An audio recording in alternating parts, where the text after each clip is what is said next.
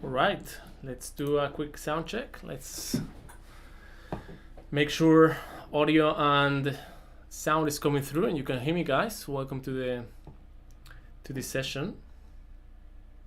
And I believe it is. Let me open some pages we'll be needing.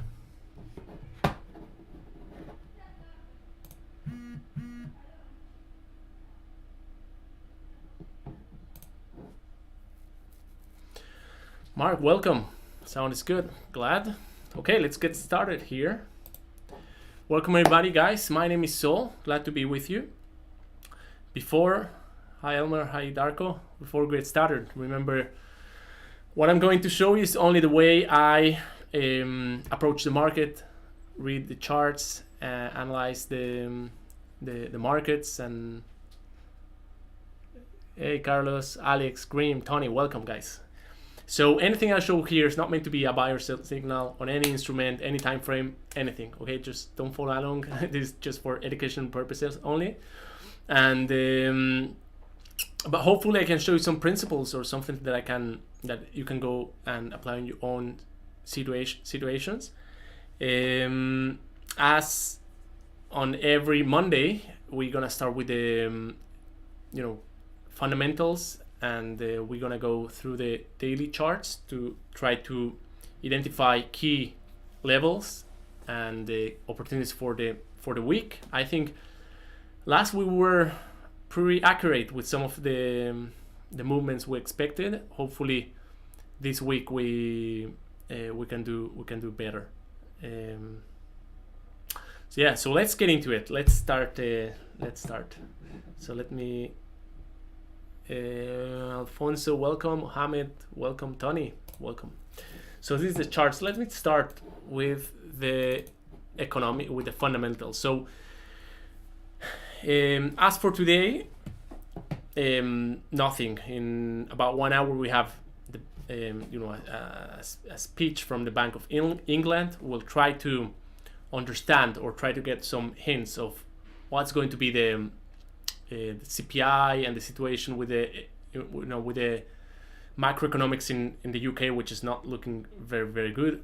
So we'll try to get into it. So expect volatility, and depending on what he's going to say, maybe we can we might see some nice movements over there. So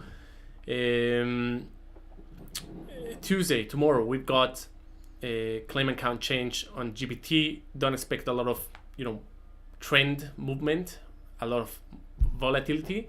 We've got the CPI in Canada,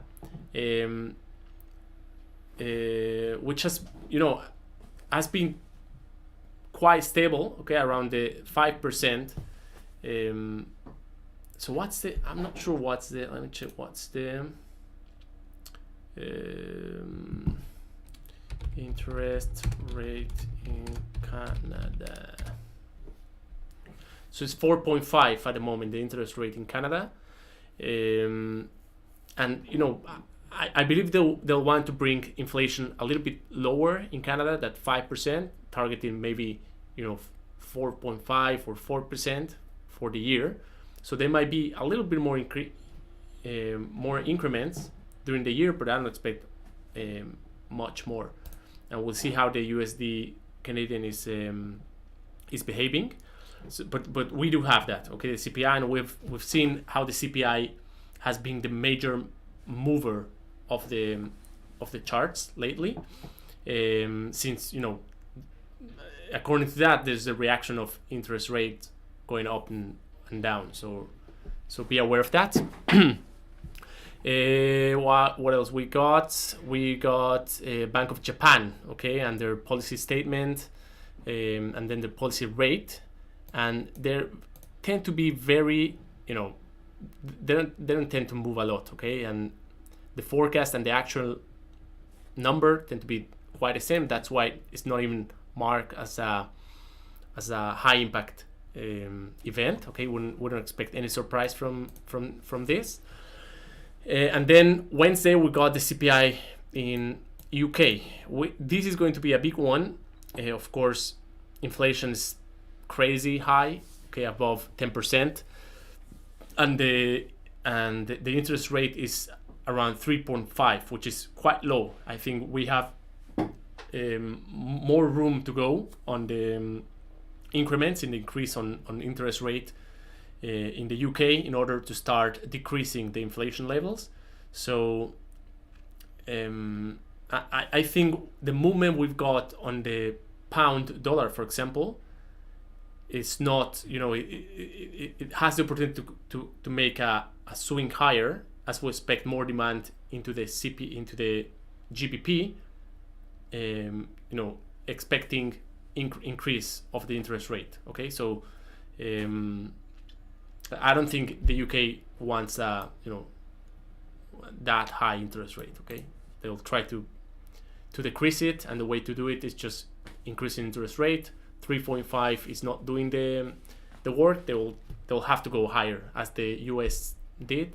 Okay, so do expect a lot of potential trend catalysts around this movement. Okay, this one is an important one. Then we got the PPI in the USD, volatility, but not more than that, and clear on Thursday and Friday. So if we have to have if we need to be focused, let's focus on CPI in Canada, and mainly the CPI in UK on Wednesday. Okay, those are the ones to look at. And let's go to trading view. I'm not logged in. Let me see.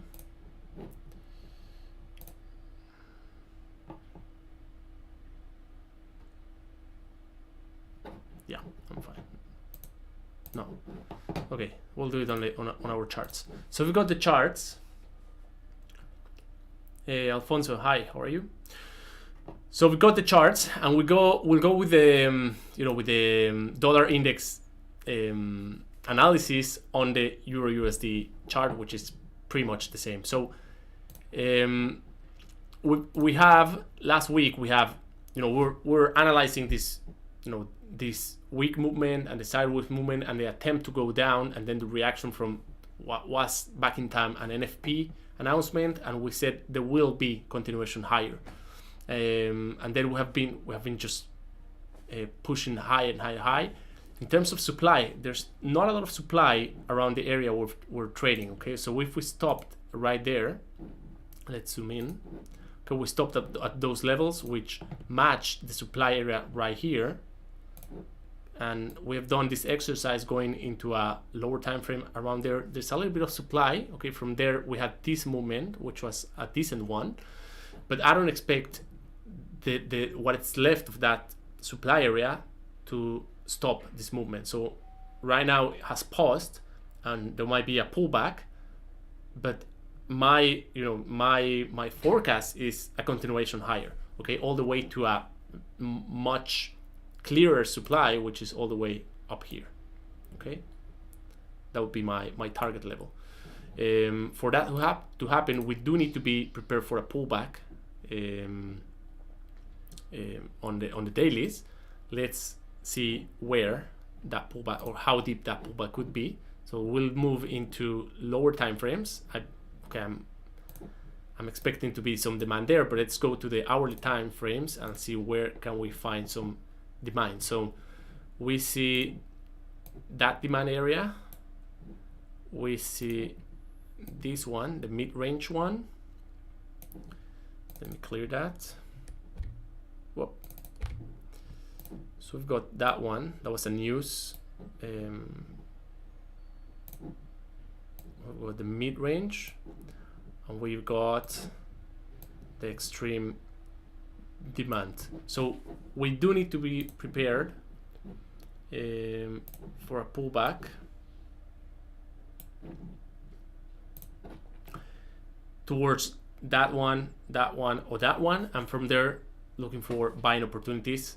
Depending, remember, the way I look at this is not only where the market goes or where the chart goes, but also how it gets there. Okay, so depending on how market approaches these areas, those will be good opportunities. And now let's see if this matches any levels. Okay, so we got the that would be the 50%. So right at the 50% Fibonacci, there's the mid-range supply area, which would be a key one. This I believe is the 38. That would be the 23 line. This would be the 38 level, which is also a Fibonacci valid level. Nothing here, and of course the 100%. So for those of you who like the using Fibonacci's for confirmation and stuff like that, we've got the 38 level and the 50 level as valid entry levels, as there's demand as well on those levels. Okay, so my bias is again USD weak. So trying to get into the bullish trend, okay, on this one.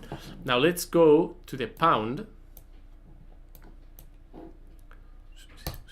Okay, and look at this. The pound hasn't have the strong movement to the upside that we should have, given the fact that there's such high inflation in the UK, and if the Bank of England will want to fight that inflation, they will have to increase the interest rate, and that will bring more demand into the pound, and this should trigger a bullish pound movement. So we should see that also against the US dollar. Other than that, we have right now a similar movement that in the euro, just weaker. Okay, so we got that supply, and that's the target that was. I thought last week we would retest that supply area. We didn't. Okay, we did pull back, and then this follow through, that was the NFP last week. There was a little bit of follow through, but it's just now pressing and compressing. Okay, so if this channel continues all the way to the supply area, do expect a reaction, but we also have a very nice demand area to try to catch the movement. I believe from the speech tonight from the Bank of England, or at the on Wednesday when we have the interest rate, we will finally break either that level to the upside, or we might see there's no interest, there's no plans on increasing aggressively the interest rate in England, and we might see a break of these levels right there, and then probably a continuation to the downside. Okay, so this whole range should get broke after this week's releases. Matias, how are you? All the way from Uruguay. Thanks for joining.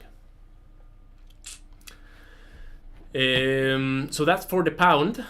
Dollar yen, nothing but bearish, correct? Last week we were speaking about I don't know, we were at these levels, I believe, and we spoke about the multiple supply areas. Okay, and we spoke about that one. Okay, and that's the one we touched and we tested last week, and then we just sank down, and there was follow through, continuation lower, and we spoke about the possibility of breaking the support area, which we did. If there was no fundamentals and no nothing, that would be a classic setup for a breakout and retest. Okay, so let's try to read or to zoom in into this movement right here. So let's go to lower time frame. Let's see how's that form. So we got a very clear supply area up here, and we have this supply area, and that's the movement. Okay, that's the area we're interested in. So any pullback towards that area, I'll be looking for a short opportunity. Okay, so a retest of those areas, that's a good opportunity to short. Again, I don't see back here a very strong. Let me see how is that formed. Wait. Okay, if we analyze how the breakout was formed back in time, okay, you can see this breakout on the dailies wasn't very aggressive. Okay, you can see there was a breakout, a retest, a breakout, but there isn't any, you know, strong fundamental breakout to the upside. So yeah, there was a grinding movement to the upside, but it's not a very strong demand. So this what we just analyzed together is not a very strong movement to the upside. So I think there's high chances of we breaking those levels to the downside. Okay, so the bias is very bearish. I will be looking, you know, shorting opportunities unless with the fundamentals we have during this week something changes and fresh demand and real-time demand is formed. Okay, new demand, and the market just soars to the upside. Other than that, I don't see any reason why not keep shorting this market. Okay, the USD against the yen specifically. And if we break that, there's nothing all the way to those levels, and of course to those levels. Okay, so my bias short USD as in the other pairs.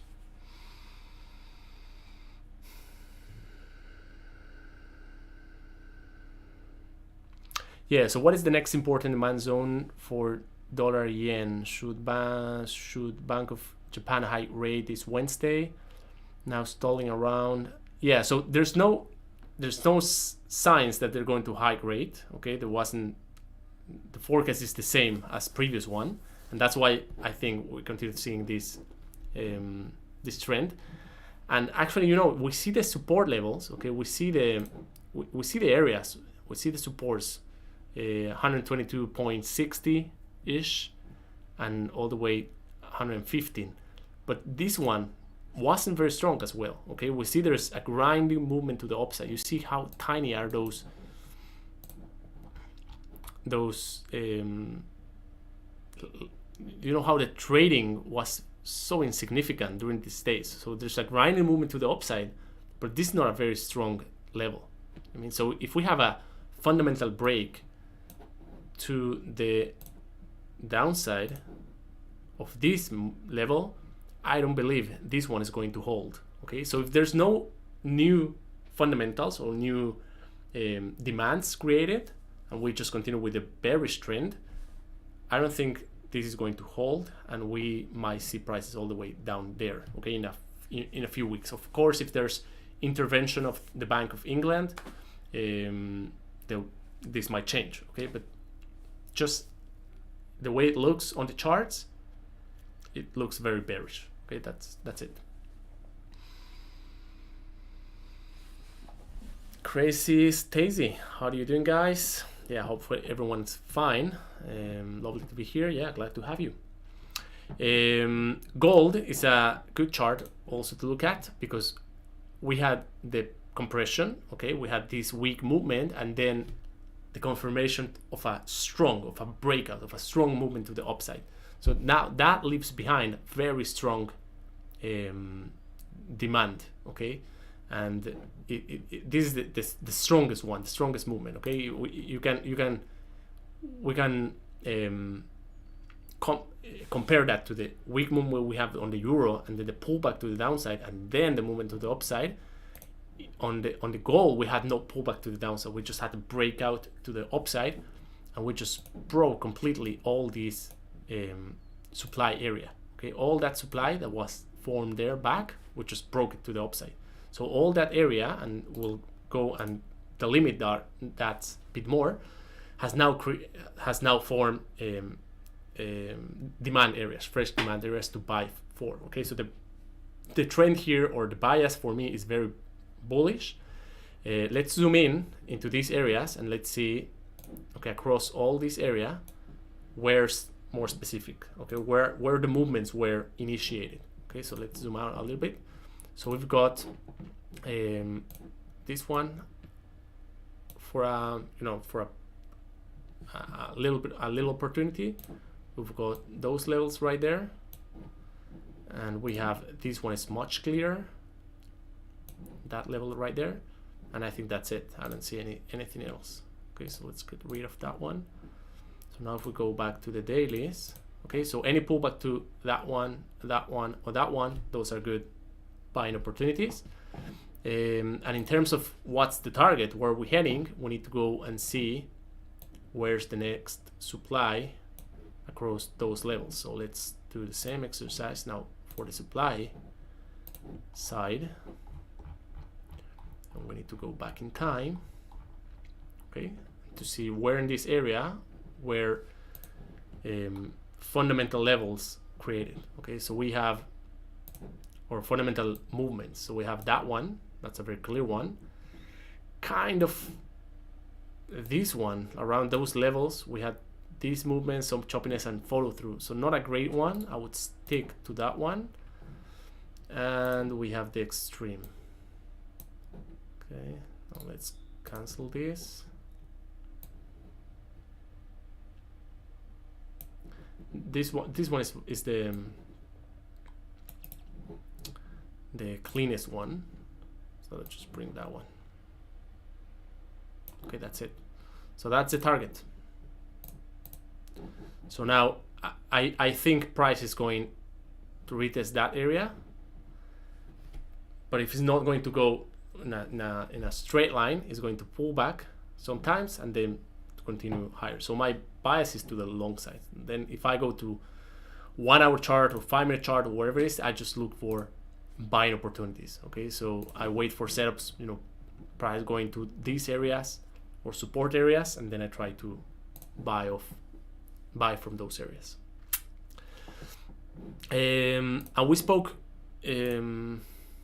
last week. We spoke again also about AUD being very strong. We didn't see that in the charts. Okay, we had some movement from NFP and a little bit of continuation, but not very strong movement. So my analysis is much clearer on the euro and the gold.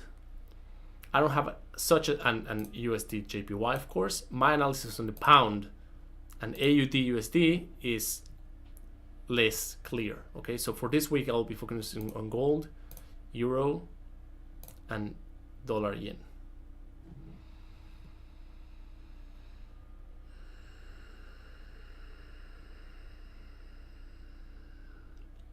Yeah, Patrick, we'll have a look at the pound yen, euro yen, and franc yen. Okay, and yeah, that's a good question, because we need to make sure what's driving the movement. If this is a yen movement or a dollar movement.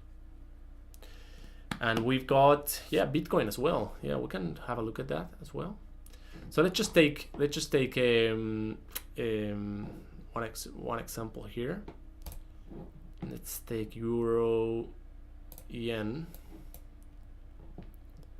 and we see this pretty much looks like kind of less weak, but kind of in symmetry, very similar to the dollar yen.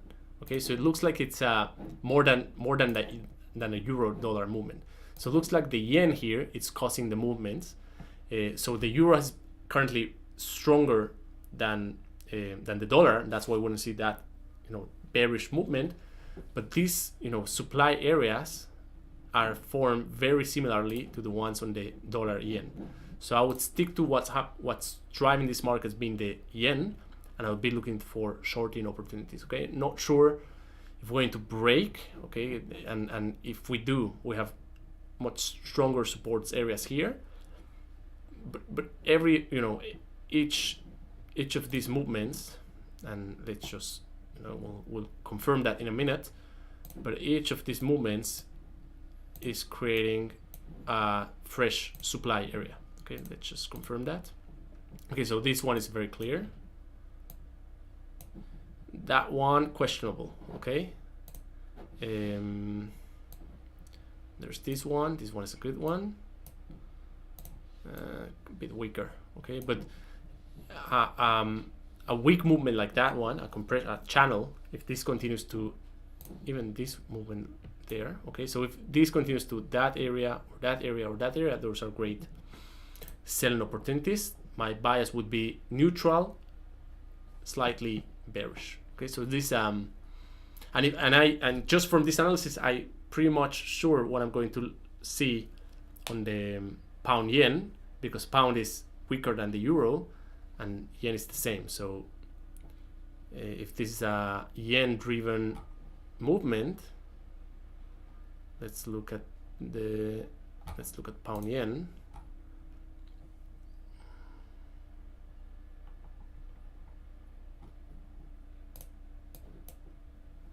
Yeah, and this is way weaker. Okay, you see the strong movement to the downside, and again supply area. So again, neutral, bearish. Okay, for these ones.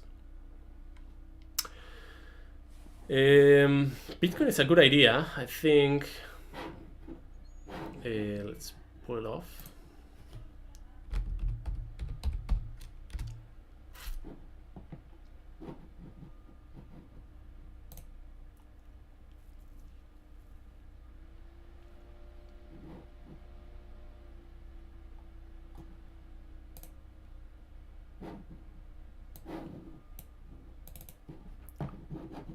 Because nowadays it's everywhere in the news, correct?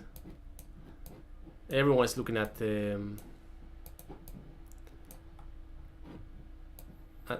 Bitcoin, and to be honest, I'm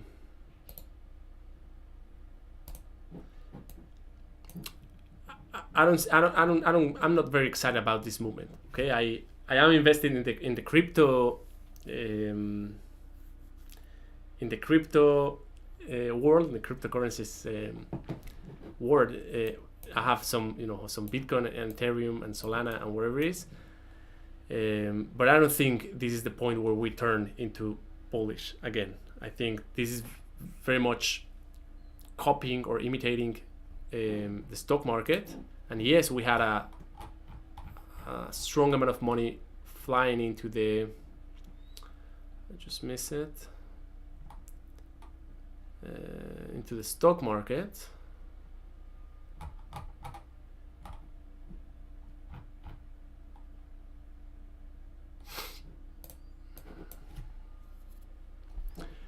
But I'm not sure this is the point where the stock market turns bullish again and starts a bullish run. Okay, I think there's going to be a lot of money going out of those instruments, the Bitcoin and the stock market, and just staying in cash. And for a few weeks or months, we must stay slightly, ranging and sideways. Maybe later on during the year, we might recover the turn. So for my trading, I'm not sure what to do. If I was trading Bitcoin, I don't trade Bitcoin. I just buy and hold. I'm not sure what I would do. But if you do believe in Bitcoin and what I do with the stocks, I look at them as fair buying price opportunities. Okay, so as they are in discount, I buy more stocks, and then I hold them for when the turn is going to happen. Okay. So I think that covers the analysis. I was trading in the morning. I was trading the Euro USD. Let's see if we have a little sometimes. And guys, I don't know if you've. Let me see if I can get this. We'll see if we have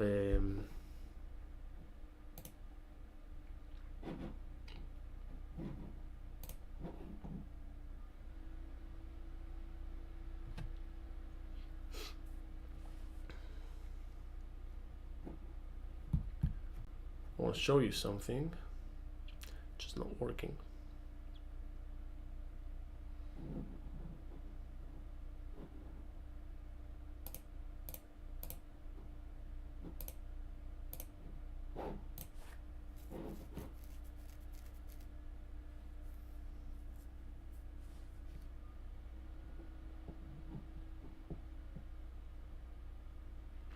Alfonso UK 100. Let's look at that. Yeah, I saw there was a breakout, correct? Yeah, there was a strong breakout. So for years we were holding at those levels, 7,600, and finally we broke. That's let me see where are we heading. I don't have a lot of history here. So there might be some, you know, pressure right now to bring it down, but just in terms of supply and demand, this is very, very bullish signal. So for me now, you know, it's late to buy right now, but on any pullback we want to see, to look for demand areas being formed. Let me do that with you. Okay, so we've got this demand. This is a very clear one. We've got that one. The breaking point, which is actually this line, doesn't look as strong. Okay, and actually that I'm zooming in, there's like this channel. Okay, so yeah, we might have a deep pullback from that, but we have a lot of, you know, little support levels right there. So I'll stick to my bullish analysis as long as we are above the breaking level. Okay, breaking a level that just think of the amount of money needed to cause a break on the dailies. Okay, a fundamental level.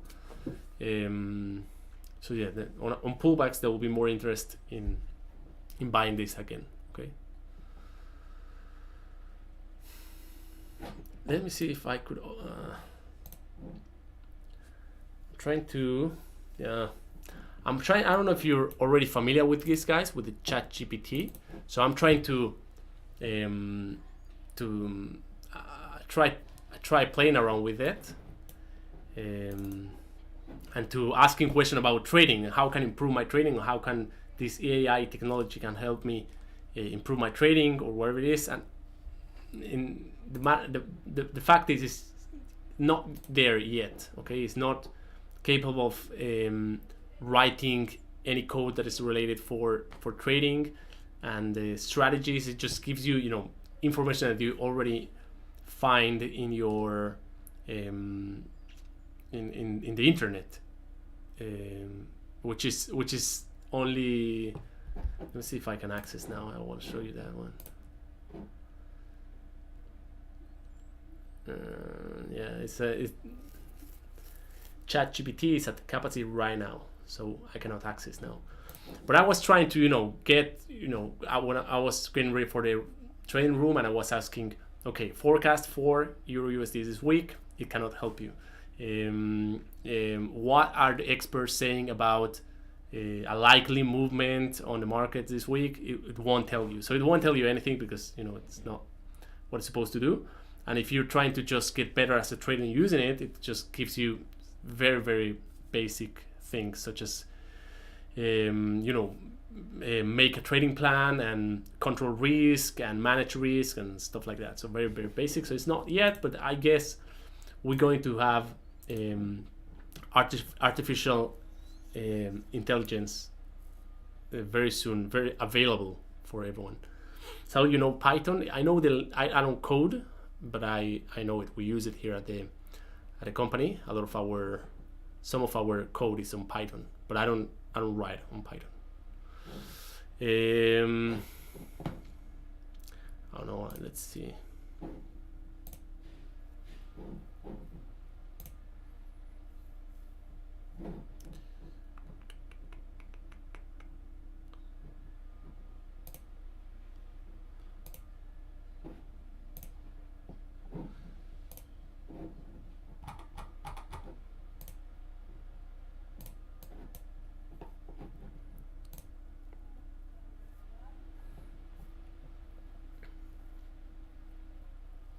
Yeah, so now if I walk you through what I do, if I establish my bias, let's say on the Euro USD is bullish, as long as I go to those levels, then I go to lower time frames and I look for buying opportunities. Okay, so I have this area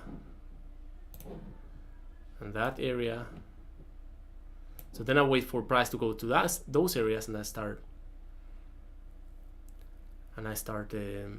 buying. So if in the next 5 minutes we'll go to those areas and test those, I'll try to build a little position.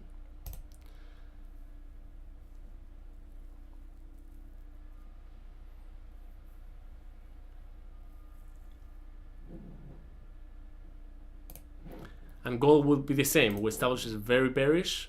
Fundamentals are there, technicals are there. So then I go to 5-minute chart, and they're pretty much the same areas. We've got probably this one on the 5-minute chart. Okay, you see this movement was initiated here, and we got all this area. We've tested it already. So if we start building to long positions, we take the risk of breaking it already to the downside, but then you need to be prepared to let that trade go against you all the way to next support areas or demand areas, which is this one right here and right here at the very bottom. But I just see, volume and just decrease so much, and I just okay, euro is moving a little bit. Let's see. Yeah, I like it. Let's see if we can get a little trade together.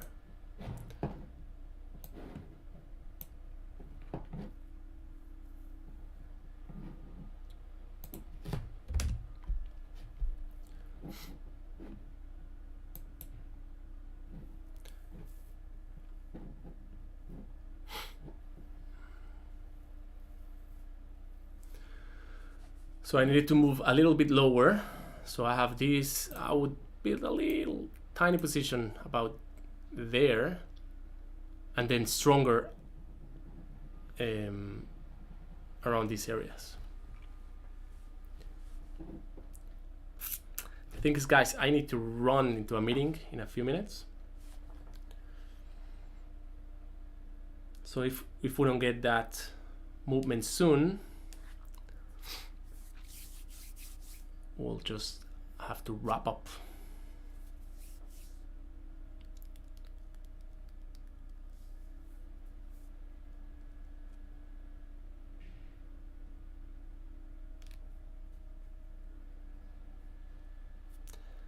You see how ticks are not coming into the market, huh? You see how long it just stays there. Ticks are just not coming into the market. So I think, guys, I think I will not be pushing it. Let's just wrap up here. Tomorrow Ruben will be here and we'll be doing some trading, and Wednesday over Traderlicious we'll do some live trading again. Right now I'll have to run into a meeting, but yeah, but thanks for coming, guys, and thanks for staying. Keep an eye open on those news we have during the week, and yeah, remember to manage risk.